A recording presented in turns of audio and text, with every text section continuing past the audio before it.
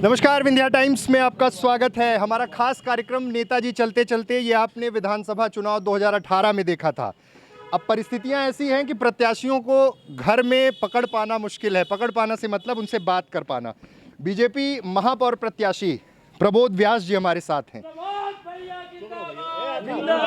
कार्यकर्ताओं में जबरदस्त उत्साह है, लेकिन इससे पहले सबसे पहला सवाल, टिकट आपको मिला, कार्यकर्ता आधारित पार्टी आप लोग हमेशा जिस चीज़ को लेकर कहते हैं, उम्मीद थी कि मेयर के इलेक्शन में आपको प्रोजेक्ट कर देगी पार्टी?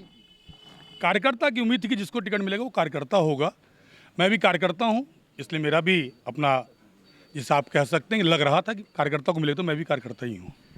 3 प्राथमिकताएं, मेजर 3 कौन सी आपकी प्राथमिकताएं होंगी जिनको लेकर आप आगे काम करेंगे अगर रीवा की जनता आपको चुनती है? 3 कौन से ऐसे बड़े प्रोजेक्ट हैं जिनको लेकर आप जनता के बीच में जाएंगे?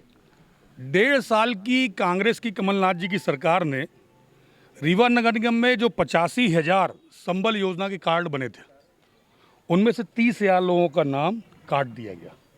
उन लोगों को जब कार्ड का में नाम काटा गया तब भी जानकारी नहीं हो पाई।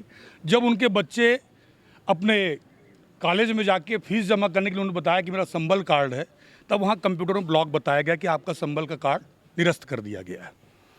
मेरी प्राथमिकता होगी कि जिनका संबल कार्ड बना था उनकी जांच हो, या कोई भी ऐसा क्या कारण है जिसके कारण उनका नाम कटा है, अगर गलत है तो उनको पुनः नाम जोड़ा जाए। दूसरा, इंदौर स्वच्छता में नंबर 1 कहलाता है, मध्य प्रदेश का ही शहर है।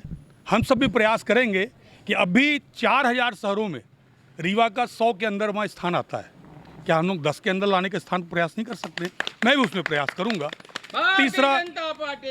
तीसरा जो प्रधानमंत्री आवास का पैसा है, प्रधानमंत्री आवास बनते हुए दिख रहे हैं, लोगों को घर भी मिल रहा है, लेकिन कुछ जगहों में जो कांग्रेस की सरकार के आने के बाद वो पैसा रोक दिया गया था, उनकी किस्तें नहीं मिल पाई थी, उनको पूर्ण कराने का प्रयास करूंगा। 3 प्रमुख प्राथमिकताएं हैं और तीनों जनता से जुड़ी हुई प्राथमिकताएं हैं, इनको पूर्ण करने का प्रयास करूंगा। कांग्रेस का सीधा सीधा आरोप है कि लंबे समय से निगम में भारतीय जनता पार्टी की सरकार रही, शहर डूबता है। 2016 के हालात सबने देखे हैं, रीवा में क्या स्थिति हुई, सीवर प्रोजेक्ट जो फेल हुआ उसको लेकर अटैकिंग है कांग्रेस के लोग। तो इन सब चीज़ों पे क्या कोई इन्वेस्टिगेशन बनने के बाद, क्योंकि सीवर का जो पूरा सिस्टम यहाँ बिछाना था, जिस तरह से काम करना था, वो हो तो नहीं पाया, वो एक तरह से फेलियर हुआ? सीवर का जो प्रोजेक्ट है वो सतत चल रहा है, आगे भी बनेगा, आगे भी चलेगा। रीवा में 97 और 99 की बाढ़, वो किसके शासनकाल में आई थी, उसका वो जवाब दे दें। दूसरा, आज लगभग 20 से 25 नालों का निर्माण हुआ है। उन नालों से जहाँ पे पानी रुक जाता था, उन नालों के निर्माण के बाद वहाँ पानी नहीं रुकेगा। मैं भी रीवा का ही निवासी हूँ, अभी भी निवासी ही हूँ, महापौर का प्रत्याशी हूँ।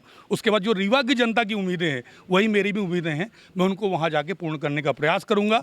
ठीक है, कांग्रेसी हैं, उनका आदत ही है, विपक्ष में है तो उनको विरोध करना है, वो कर रहे हैं, लेकिन उनको स्वयं भी मालूम है कि रीवा का विकास सुनाई नहीं दे रहा, दिखाई दे रहा है, उनको भी स्पष्ट प्रतीत हो रहा है। कांग्रेस के संगठन प्रभारी प्रताप भानु शर्मा से मेरी बात हो रही थी, उनका कहना था कि आप अब रीवा बीजेपी की गुटबाजी देखिए, उनके अंदर किस तरह की चीज़ें शुरू हुई। हमने पहले टिकट डिक्लेयर कर दिया, उनके अंदर खींचतान मची हुई थी, ऐसी कोई परिस्थिति? ये आरोप 18 करोड़ की पार्टी और 4 लोगों की पार्टी, उसमें अंतर होगा? विश्व की सबसे बड़ी पार्टी है, 18 करोड़ कार्यकर्ता की पार्टी है, और उसमें हमको छांटना है तो समय लगेगा। बहुत सारे कार्यकर्ता हैं, अच्छे अच्छे कार्यकर्ता हैं, उनके बीच में कार्यकर्ता के बीच से टिकट देने में समय लगेगा। 4 लोगों की पार्टी है, किसी को बांट लेंगे, आपस में दे लेंगे, उनका मैं क्या जवाब दूं? स्थानीय मुद्दे कितनी प्राथमिकता में होंगे? क्योंकि बार बार इस बात का भी जिक्र होता है कि नरेंद्र मोदी के नेतृत्व के जो 8 साल हैं, उन योजनाओं को, प्रदेश नेतृत्व के जो योजनाएं हैं शिवराज सिंह चौहान सरकार की, उनको, और जो स्थानीय मुद्दे हैं उनमें किसको सबसे ज़्यादा वेटेज दे रहे हैं, केंद्र, राज्य के स्थानीय मुद्दे? नरेंद्र मोदी जी भी जो काम करते हैं वो आम जनता के लिए कर रहे हैं। नरेंद्र मोदी जी अगर कोई योजनाएं बनाते हैं, आम जन के लिए बनाते हैं, वो धरातल पर ही आती है।